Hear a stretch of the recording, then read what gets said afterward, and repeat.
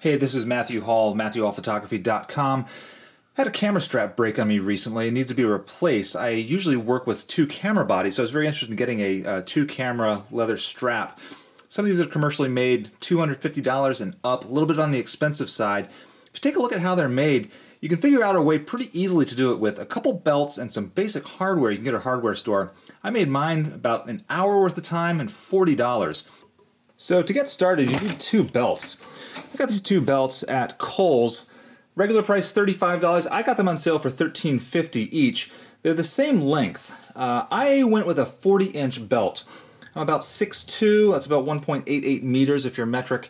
I wear a size 42 jacket, and these just barely fit. So 40 inches, maybe a little bit longer, will do you just well. Now these are already sewn together. I sewed them in a diamond pattern here, and in order to make the holes for the diamond pattern, I used my Dremel. There's a number of ways you can put holes in the leather to do the sewing and sew the two together. You could use a nail, you could use an awl if you have some leather working tools. I just use a Dremel with a little bit on it. I use this bit, it has a little kind of a ball end on it. I might recommend using just a straight up drill bit. It might make a cleaner hole. When you're figuring out where to overlay your belts, you have to think about where you want your buckles to be on the shoulder. If these pieces are too long, the buckles will come over your shoulder tops, and that can be a little bit uncomfortable. It can also get in the way of the hardware as you move your camera up and down. A second thing to consider as you're sewing them together is the angle that the belts are going to be at. If you have the buckles too close together, it's going to rub up on your neck and cause some irritation there. If it's too wide apart, it might fall off your shoulders. So you just sort of need to play around. Tape the belts together, put it on your shoulders, see how it feels, and make a decision. I didn't measure this angle, but you can see about how it looks. So these two belts are already sewn together. A couple things to consider as you are drilling your holes with your Dremel. Once you have your belts oriented, you don't want them to move. You want them to stay still. I tried to both tape them down as well as clamp them with an A-clamp, and I thought that would give a pretty tight grip as I drilled. Turns out it didn't. My holes got misaligned, which ended up in kind of some sloppy stitching, and the bond is not as tight as it could be. If you're going to do this project yourself, I would strongly consider gluing your belts together first. Just put a little glue in the middle, just to make sure everything sticks. Clamp it down, let it sit for a couple hours, then come back and do your drilling. Let's talk about thread for a second. I used an upholstery thread to sew my two belts together. It's a little heavier duty than the typical sewing thread. There are also leather-specific threads to sew leather together. Go ahead and use that if you wish. But this is just a nice, strong, basic thread that you might already have in your house. Seemed to work pretty well for me. One issue with using the Dremel to drill through your leather to prepare for the sewing is that the holes from the drill bit are a little bit too big. If you use an awl, you can control the size. A nice tight hole will hold onto the thread a little bit and help your seams stay a little bit tighter. The holes from the Dremel are a little bit big and allows both the thread and the needles to pass easily through. It's good for sewing, makes the sewing easier, but it makes it a little bit harder for you to get a tight seam there. So that's pretty much it for the belts. Simply a matter of taking two belts, sewing them together, and you're good to go.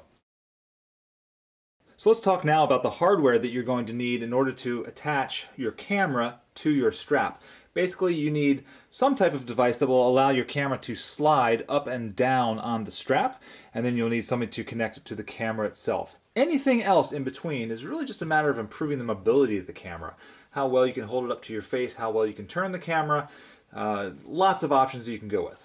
For the piece that's going to slide along the leather strap, I have decided to go with this device called a quick link. Next, I have this piece called a double swivel hook. There's two loops here and just a swivel. This allows your camera to move and swing freely. And last but not least, I have this thing. You can call it a spring link, you can call it a carabiner. It's just a nice quick way to clip the strap onto your camera. Let's put these together.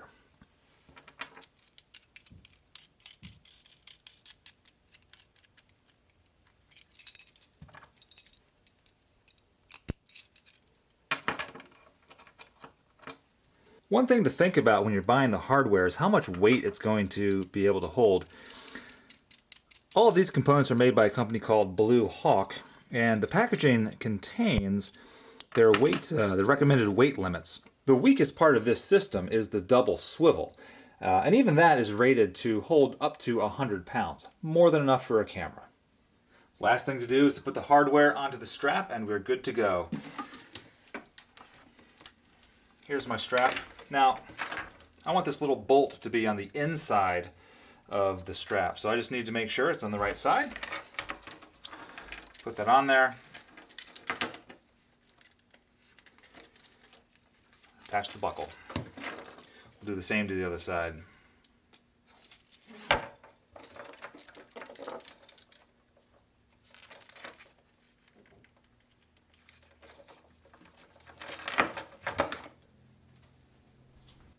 The last thing you'll need to complete the strap is a couple of these things. This will screw into the bottom of your camera, and it gives a little loop for your carabiners to clip onto. I got this off of a Black Rapid strap that I'm not using anymore. And that's about that. Here's the back of the strap, the shoulders. Just going to put it on. One strap over each shoulder. Grab your cameras.